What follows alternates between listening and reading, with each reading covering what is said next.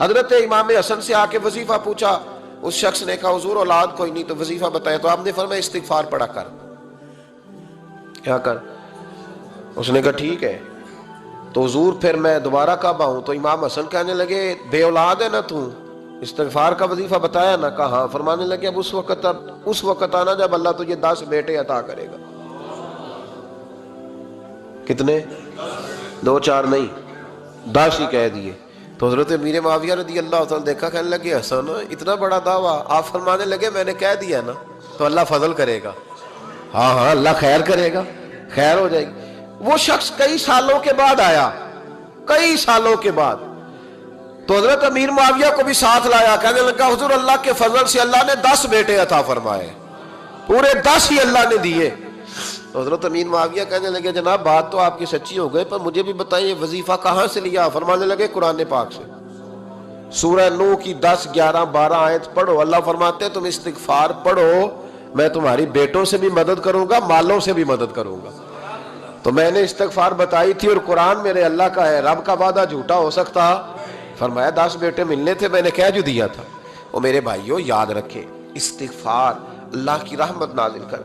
نبی کریم علیہ السلام نے فرمایا میں دن میں 100 مرتبہ استغفار کرتا ہوں، دن میں۔ توبہ والا کہتا ہے کہ میں بھول گیا تھا، مجھے معافی مل جائے، اور خشیت والا کہتا ہے میرا یار ناراض نہ ہو جائے، وہ استغفار ہی کرتا رہتا ہے، وہ معافی حضرت رومی نے مثال دی ہے، فرماتے ایک عورت تھی تو بھیک مانگا کرتی تھی، ایک دن بادشاہ کے دروازے پہ بھیک مانگنے گئی تو بادشاہ کو پسند آ گئی، اس نے نکاح کر لیا۔ 20 کنیزائیں اس بی بی کے پاس تھی خدمت کرنے کے لیے، روٹی دینے کے لیے، کپڑا دینے کے لیے، لیکن وہ ہر وقت روتی رہتی تھی، ہر وقت روتی۔ ایک سمجھدار کنیز کہنے لگی کہ ملکہ اب تیرا درجہ بہت بڑا ہے، تو ہر وقت روتی رہتی ہے، معافیاں ہی مانگتی رہتی ہے ہر وقت، کون سی ایسی نعمت ہے جو تیرے پاس نہیں؟ تو وہ کہنے لگی اس لیے تو روتی ہوں۔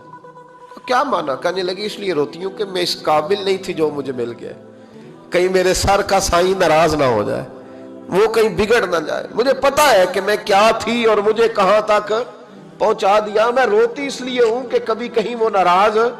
حضرت عمر اس لیے روتے تھے کہ کہیں مصطفیٰ ناراض نہ ہو جائے، حضرت ابو بکر اس لیے تڑپتے تھے کہ کہیں اللہ کا فضل روٹھ نہ جائے۔ یہ جو مولا علی اپنے کمرے میں بیٹھ کے زور زور سے استغفار پڑھتے تو اس لیے نہیں کہ بڑے پاپ تھے جن کی معاذ اللہ معافی مانگتے تھے، اس لیے کہ رب رسول کہیں ناراض نہ ہو۔ تو یاد رکھیں استغفار کئی چیزوں پہ استغفار ہوتا ہے، کئی چیزوں پہ۔